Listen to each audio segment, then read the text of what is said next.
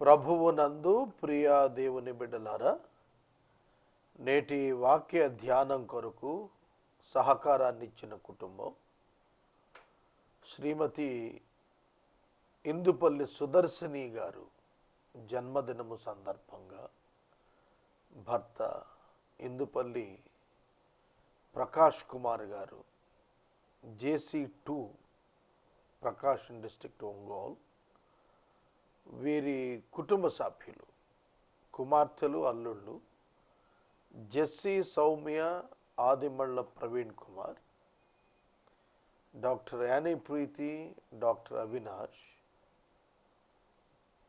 తృతీయ కుమార్తె doctor Christina కీర్తన సహకారం ఇచ్చారు. దేవుడు ఈ కుటుంబాన్ని దీవించినట్లు ప్రార్థిద్దాం.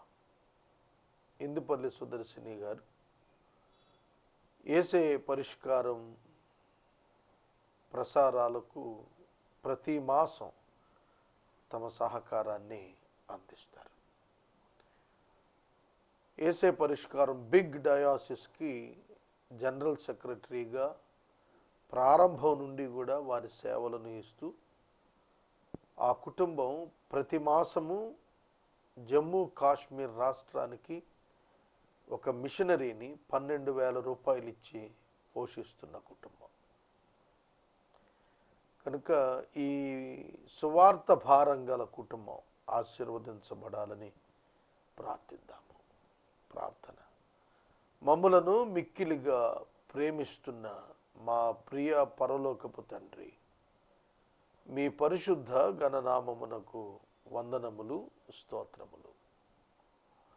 మీ దాసురాలు ఇందుపల్లి సుదర్శిని గారిని మీరు జ్ఞాపకం చేసుకోనండి. మీరిచ్చిన నూతన జన్మదినము అను దయా కిరీటం కొరకు కృతజ్ఞతలు. బిడ్డను ఆశీర్వదించి దీర్ఘ ఆయుష్ దయచేయండి. పరిపూర్ణమైన ఆరోగ్యాన్ని ప్రసాదించండి. నెమ్మదితో కూడిన దినములను అనుగ్రహించండి. భర్తను, కుమార్తెలను, వారి కుటుంబాలను దీవించండి. నేటి వాక్య ధ్యానము మా అందరికీ దీవెనకరంగా ఇవ్వండి. రక్షకుడైన యేసు నామమున ప్రార్థన చేస్తున్నాము తండ్రి, ఆమేన్. ప్రభువునందు ప్రియా దేవుని బిడ్డలారా, రేపటి దినము ఎంసెట్ ఎగ్జామినేషన్ జరగబోతోంది ఆంధ్రప్రదేశ్లో. దీని కొరకు ప్రభు బిడ్డలు సిద్ధపడుతున్నారు. వారిని ప్రభు కనికరించినట్లుగా మనము ప్రార్థనల్లో జ్ఞాపకం చేసుకుందాం. వారికి యేసే పరిష్కారం పక్షంగా బెస్ట్ ఆఫ్ లక్ నేను తెలియజేస్తున్నాను. వారు ప్రభు కృపచొప్పున చక్కటి ర్యాంక్స్, తాము అనుకున్న సీట్స్ సాధించినట్లు ప్రభు సహాయం చేయాలని మా ప్రార్థన. దేవుని వాక్యములోనికి వెళదాం. మత్తయి సువార్త 5వ అధ్యాయము 14వ వచనం మీ ఎదుట ఉంచుకోనండి. 13 వచనాలు మనం 6 రోజులు ధ్యానించాము. ఇది 14వ వచనం. 14వ వచనం చదువుతాను. మీరు లోకమునకు వెలుగై ఉన్నారు. 1. రెండవ పదం, కొండ మీద ఉండు పట్టణము మరుగై ఉండనేరదు. 2వది. 3వ మాట, మనుషులు దీపము వెలిగించి కొంచెము కింద పెట్టరు గాని అది ఇంట నుండి వారికందరికీ వెలుగిచ్చుటకై దీపస్తంభము మీదనే పెట్టుదురు. 14వ వచనం నుండి ప్రభువు ఏం చెబుతున్నారనగా, విశ్వాసి జీవిత సారము ఎట్లుండవలెను. The essence of the life of a believer in the society who do not know God. దేవుని ఎరుగని ఈ సమాజానికి మన జీవితము ఏ విధంగా ఉండాలి అనగా, ఇక్కడ చెప్పిన మాట వెలుగు, మరొక మాట దీపము వెలిగించబడిన దీపము, వెలిగించబడిన దీపము. చూడండి, ఈ రెండింటిని నేను వివరణ ఇస్తాను.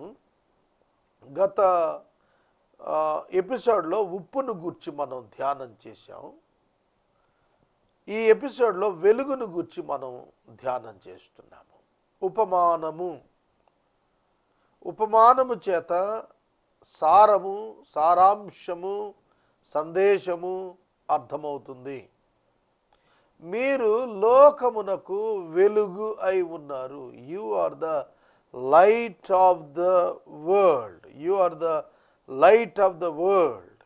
లోకానికి వెలుగు చూపించే వారం అనలేదు ఇక్కడ.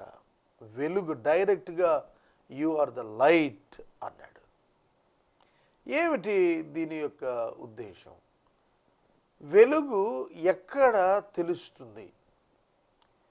చూడండి, ఇప్పుడు మనం మిట్ట మధ్యాహ్నం ఒక ట్యూబ్ లైట్ వేసామనుకోండి, ఇట్ డజంట్ ఎఫెక్ట్, అది పెద్ద ప్రభావం చూపించదు. కొన్ని సందర్భాల్లో మనం రోడ్ల పైన వెళుతున్నప్పుడు, ఓవర్ బ్రిడ్జ్ పైన వెళుతున్నప్పుడు మిట్ట మధ్యాహ్నం లైట్లు వేసి ఉంటాయి. అవి హాలోజన్ లైట్స్. ఒక్కొక్కటి 1000, 2000 వాట్స్ బ్రైట్నెస్ ఉన్నటువంటి లైట్లు వెలుగుతుంటాయి. కానీ అది వెలుగుతున్నట్టు మనం సెన్స్ చేయగలుగుతాం, ఎందుకంటే దాని యొక్క రంగును బట్టి. కానీ సూర్యరశ్మిలో ఈ హాలోజన్ ల్యాంప్ యొక్క లైట్ కనపడదు. ఎందుకంటే దేర్ ఈజ్ నో నీడ్, అవసరం లేదు, ఎందుకంటే అక్కడ వెలుగు ఆల్రెడీ ఉంది. కనుక పట్టపగలు ఒక ట్యూబ్ లైట్ యొక్క ప్రయోజనం కనపడదు. ఒకవేళ మీరు ఇంట్లో ఉండి తలుపులు వేసుకుంటే ఆ లైట్ ఏమైనా కనిపించవచ్చు, కానీ వెలుగున్న చోట వెలుగుతో నిమిత్తం ఏమిటి? చీకటిలోనే వెలుగు యొక్క ప్రతిఫలం లేదంటే దాని పనితనం మనకు అర్థమవుతుంది. చిమ్మ చీకటిలో అతి చిన్న వెలుగు సహితం నిరీక్షణను పుట్టిస్తుంది. You are the light of the world అన్నప్పుడు you are only the hope for the perishing world. Wonderful కదా? It's a wonderful thing. ఈ మాట నేను చెబుతున్నాను కదా, 10 seconds before it's not in my mind. 10 సెకన్ల క్రితం ఈ మాట పలుకక ముందు ఇది నా తలంపులో లేదు. God has given me this instantaneously, spontaneously. God has given me this hope of the world. లోకానికి ఏదైనా ఒక ఆశ మిగిలి ఉంది అని అంటే that is the church of Jesus Christ. అదే యేసుక్రీస్తు యొక్క సంఘము. సంఘము అంటే క్రైస్తవ సమాజం, మత సమాజం గురించి మాట్లాడటం లేదు. మత సమాజం సంఘం కాదు. Every Christian born into the religion of Christianity, every person who borns into the religion of Christianity is not at all a Christian according to the Bible. Bible ప్రకారం క్రైస్తవ కుటుంబంలో పుట్టిన, మతంలో పుట్టినందున క్రైస్తవుడు కాలేడు. But the constitution counts him as a Christian. రాజ్యాంగం, ప్రభుత్వం నిన్ను క్రైస్తవుడు అనొచ్చు, కానీ యేసయ్య నిన్ను క్రైస్తవుడు అనడు. కనుక పుట్టిన క్రైస్తవ కుటుంబంలో పుడితే నువ్వు పరలోకానికి వెళ్తావు అనుకోవటం దౌర్భాగ్యం, తెలియకపోవటమే, అవివేకం, అవగాహన లోపం. కనుక ఎవరు వెలుగు? క్రైస్తవుడు ఒక మతానికి, కులానికి చెందినవాడు కాడు, క్రీస్తుకు చెందినవాడు. He belongs to Christ. క్రీస్తు వెల ఇచ్చి కొనుక్కున్నవాడు క్రైస్తవుడు. క్రీస్తునందు విశ్వాసం ఉంచిన వాడు క్రైస్తవుడు. క్రైస్తవుడికి పుట్టినోడు క్రైస్తవుడు కాదు బైబిల్ ప్రకారం. కనుక క్రైస్తవునికి కులం లేదు, మతం లేదు. విశ్వాసి, any one from any religion, any caste can be called as the Christian according to the Bible. ఒకవేళ దళితులలో నుండి యేసుక్రీస్తును అంగీకరించిన వారిని దళితులుగా గుర్తించండి అని దళిత క్రిస్టియన్ మూవ్మెంట్ వచ్చింది. Bible doesn't need that. దేనికి అలాంటి బైబిల్ గ్రంథం మాట్లాడదు. Religion speaks of those things but the Bible never speaks. మతాలు మాట్లాడచ్చు కానీ బైబిల్ మాట్లాడదు. Bible has its own standard. దీనికి ఒక ప్రమాణం ఉంది, దీనికి ఒక సిద్ధాంతం ఉన్నది, దీనికి ఒక క్రమం ఉన్నది. దాని చొప్పునే అది నడిపిస్తుంది. లోకమునకు మీరు ఉప్పై ఉన్నారు. You are the hope of the world. Not only world, it is perishing world. ఇది నశిస్తున్న లోకానికి నిరీక్షణ సంఘము, విశ్వాసి. కాబట్టి యు ఆర్ మోర్ రెస్పాన్సిబుల్. నువ్వు చాలా బాధ్యత గలవాడవు. నీవు వెలుగుతూ ఉండవలసిన అవసరత ఉన్నది. కనుక వెలుగున్నప్పుడు మరొక అద్భుతమైన విషయం, ఎవరిని వారు చూచుకొనగలుగుతారు. What is the benefit of light? ప్రతి ఒక్కళ్ళు తనను తాను చూచుకోవటానికి వెలుగు కావాలి. మనం చీకటిలో ఉంటే ఏం కనపడదు. మన కళ్ళు బాగున్నప్పటికీ కూడా చీకటిలో ఉంటే మనకేం కనపడదు. వెలుగు వచ్చినప్పుడు సమస్తం తేటపరుస్తుంది. మనం ఎలా ఉన్నామో మనకు అర్థమయ్యేట్లుగా చేస్తుంది. కనుక వెలుగు ఏం తెలియచేస్తుందంటే, సమాజానికి తాను ఎక్కడ సరిగా లేదో తెలియచేస్తుంది వెలుగు. Not only the hope of the world, but it gives the correction to the world. నశిస్తున్న లోకానికి విశ్వాసి యొక్క జీవితం ఒక చక్కటి దిద్దుబాటు కొరకైన సావకాశమును కల్పిస్తుంది. That they should look unto them and they should know who they are. వారు తమ లోనికి చూచుకొని తామేమై ఉన్నారో తెలుసుకుని పశ్చాత్తాపపడటానికి ఒక అవకాశం విశ్వాసి జీవితం. వాళ్ళు ఎందుకు అంత ఆనందంగా ఉన్నారు? ప్రభు బిడ్డలట. వారి కష్టాలలో ఎందుకింత ధైర్యం కలిగి ఉన్నారు? ప్రభు బిడ్డలట. అనారోగ్యంలో ఎంత నిబ్బరంగా ఉన్నారు? ప్రభు బిడ్డలట.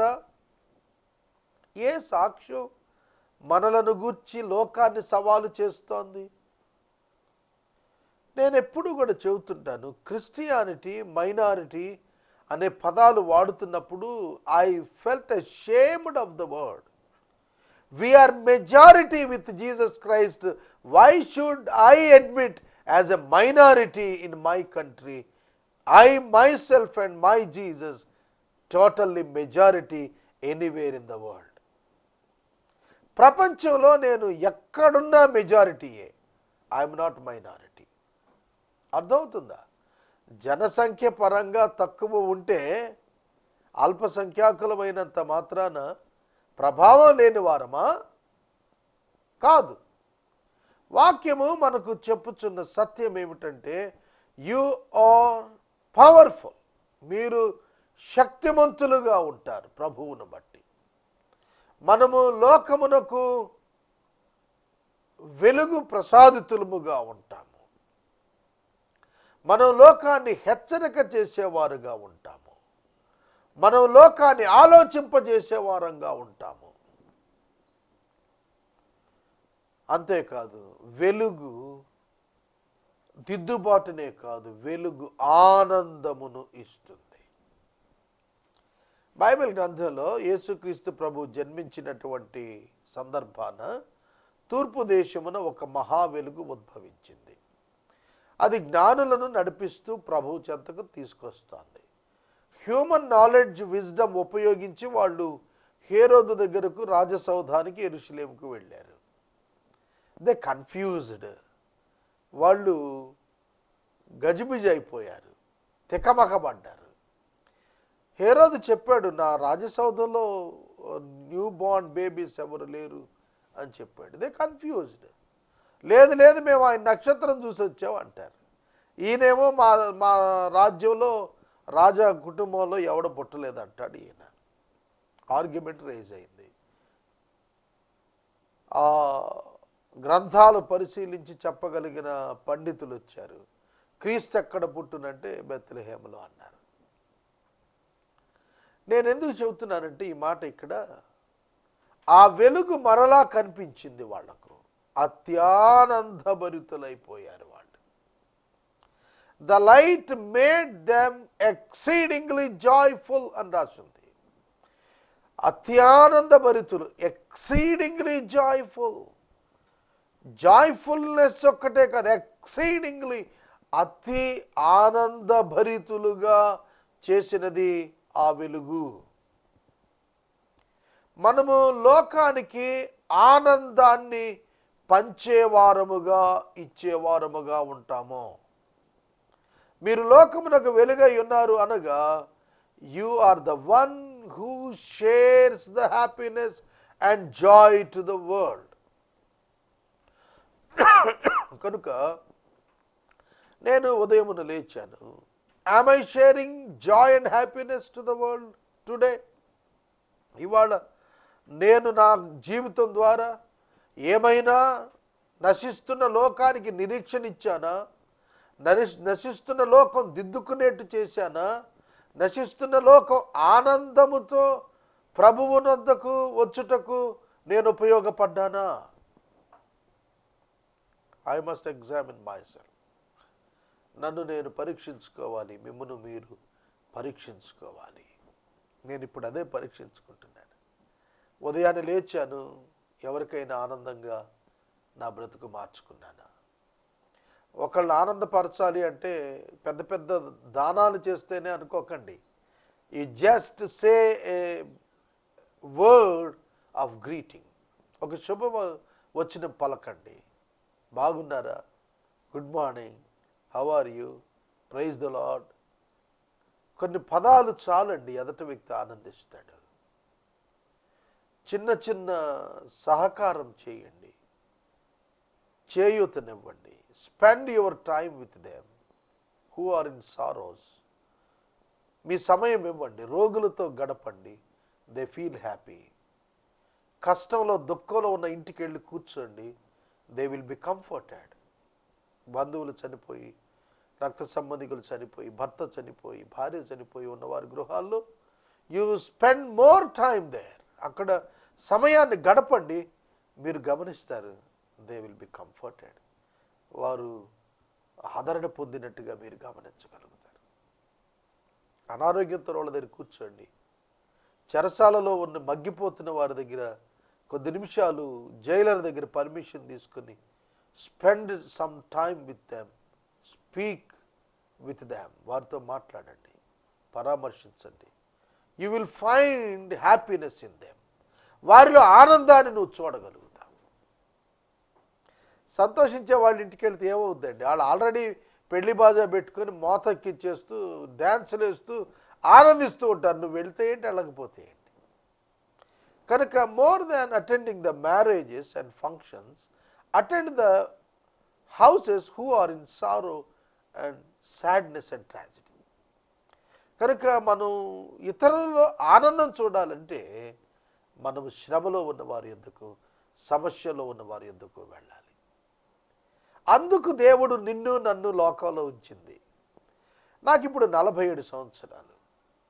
నా మైండ్ షార్పన్ అవుతోంది వాక్యం చేత. నేను ఇప్పుడు ప్రభువును నా యొక్క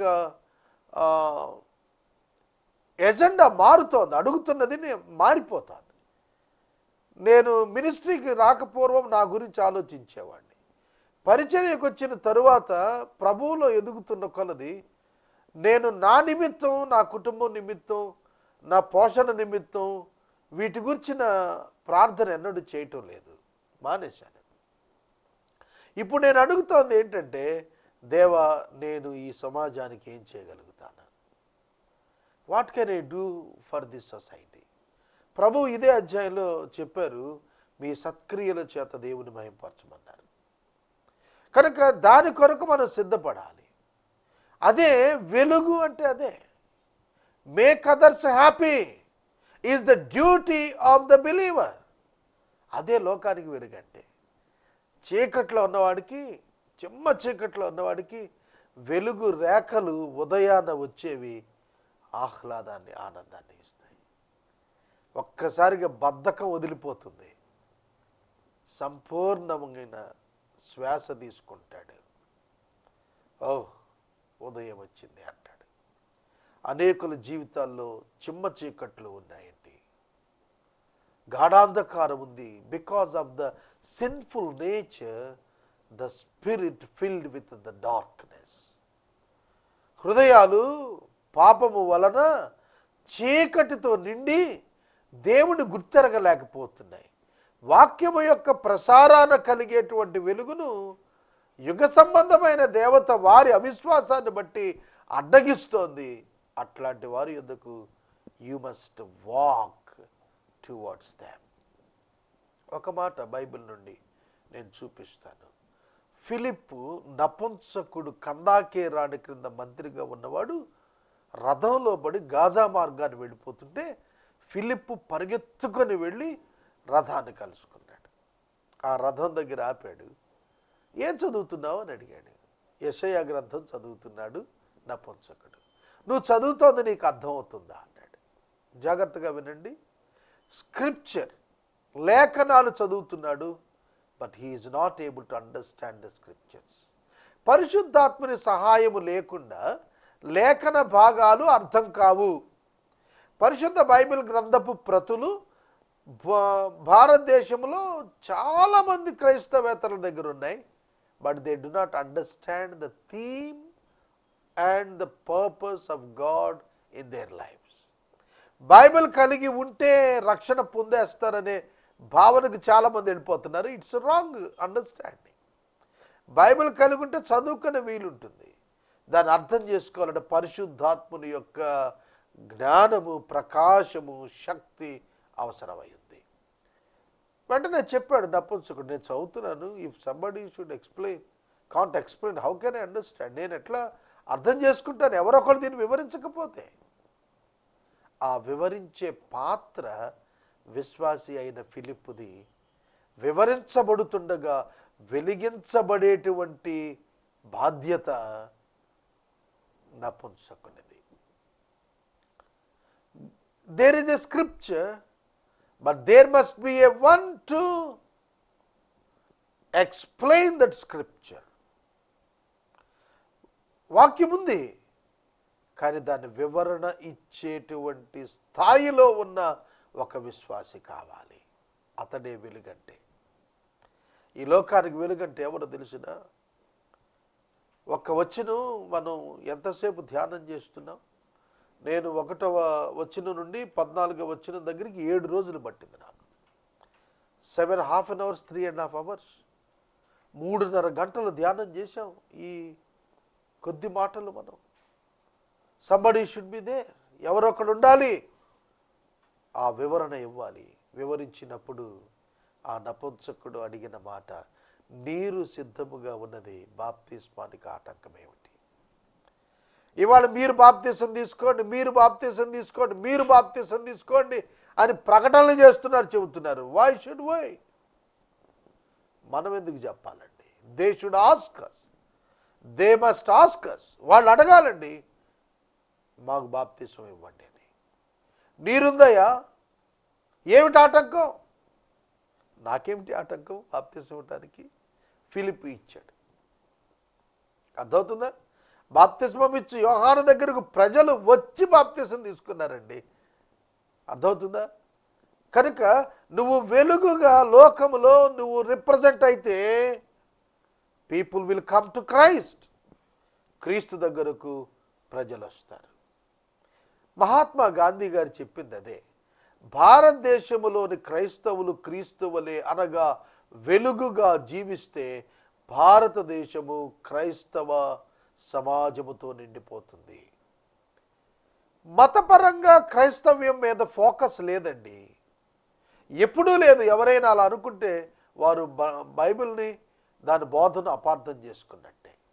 Bible never try to make the world Christian country. It's a wrong understanding. ప్రపంచాన్ని క్రైస్తవ దేశం చేయాలని బైబిల్ అనుకోవాలి. క్రీస్తు రాజ్యము వచ్చినట్లుగా చూడాలనేది.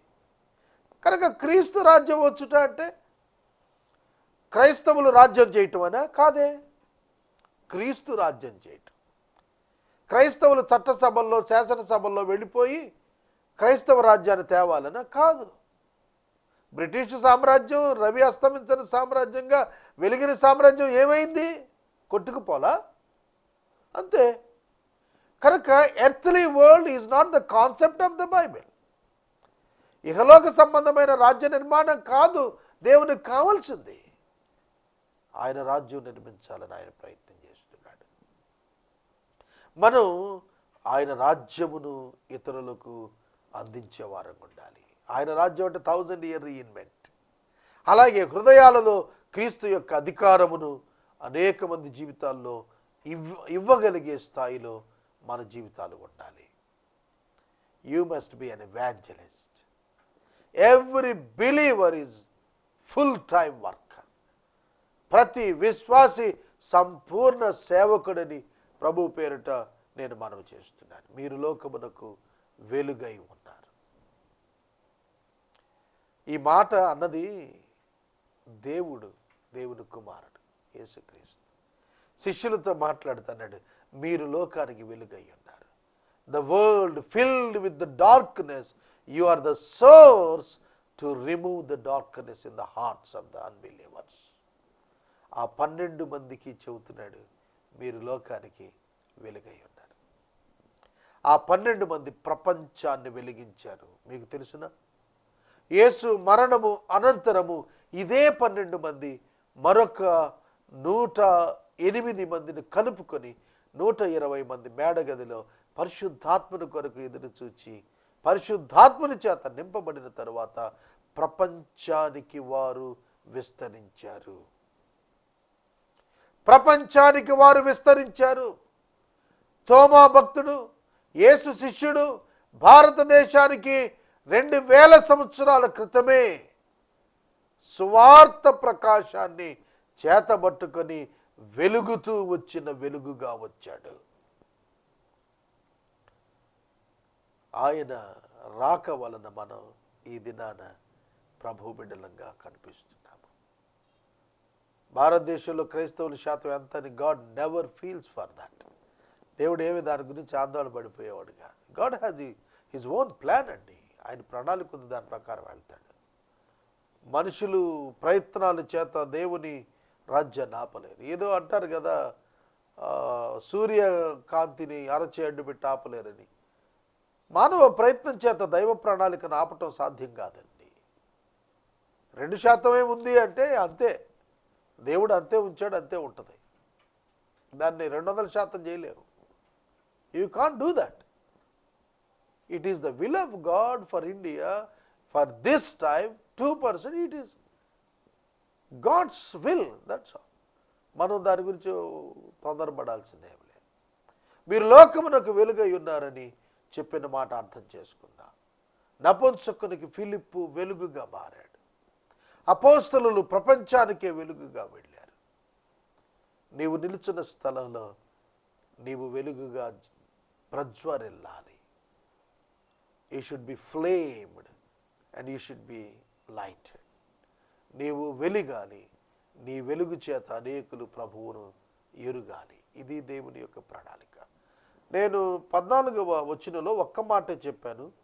రేపు 2వ మాట చెబుతాను. కొండ మీద పట్టణం మరుగై ఉండనేరదు. నేను రేపు అది ఎక్స్ప్లెయిన్ చేస్తాను. ఏమిటి కొండ మీద పట్టణం, ఎట్లా కట్టబడింది, ఏమిటా కొండ, ఏమిటా పట్టణం, దేనిని గూర్చి ఆ మాట చెప్పాడు, priority of the church of Christ రేపు మాట్లాడదాం. నేటి వాక్యోపదేశానికి సహకారం ఇచ్చినటువంటి కుటుంబం ఏలూరు ఫతేబాద్ నివాసితులు శ్రీమతి ఇందుపల్లి సుదర్శిని గారి జన్మదినము సందర్భంగా భర్త శ్రీ ఇందుపల్లి ప్రకాష్ కుమార్ గారు JC2 ప్రకాశం డిస్ట్రిక్ట్, కుమార్తెలు Jessie Soumya, Praveen Kumar Adimalla, doctor Annie Preethi, doctor Avinash Pachigalla, doctor Christina Keerthana Indupalli సహకరిస్తున్నారు. దేవుడి కుటుంబాన్ని దీవించునుగాక. ప్రార్థించుకుందాం. మమ్మల్ని మిక్కిలిగా ప్రేమిస్తున్న మా తండ్రి వందనాలు. ఇందుపల్లి సుదర్శిని గారిని దీవించండి. బిగ్ డయాసిస్కు జనరల్ సెక్రటరీగా ఉండి వారి పరిచర్యలతో పాటు సహాయం చేస్తున్నారు. బిడ్డను ఆశీర్వదించి నూతన దయాకిరీటం ఇచ్చారు. బిడ్డను దీవించండి. నూతన సంవత్సరం నూతన ఆశీర్వాదం ఇవ్వండి. రేపటి దినం ఎంసెట్ ఎగ్జామినేషన్ కొరకు ప్రార్థిస్తున్నాం. బైపీసీ ఎంపీసీ విద్యార్థులు చక్కగా పరీక్ష రాసి మంచి ర్యాంక్స్తో భవిష్యత్తులో స్థిరపట్టుకు సహాయం చేయండి. వేసవి కాలపు తీవ్రత నుండి ఈ దినం కొంచెం విడుదల ఉదయకాలం చూచాం. ప్రభు నెమ్మదింప చేయండి నాయన. యేసు దివ్య నామాన ప్రార్థిస్తున్నాం తండ్రి. ఆమేన్. తండ్రి అయిన దేవుని ప్రేమ, కుమారుడినే యేసయ్య కృప, పరిశుద్ధాత్మని యొక్క అన్యోన్య సహవాసం సదాకాలం మనందరికీ తోడై ఉండును గాక.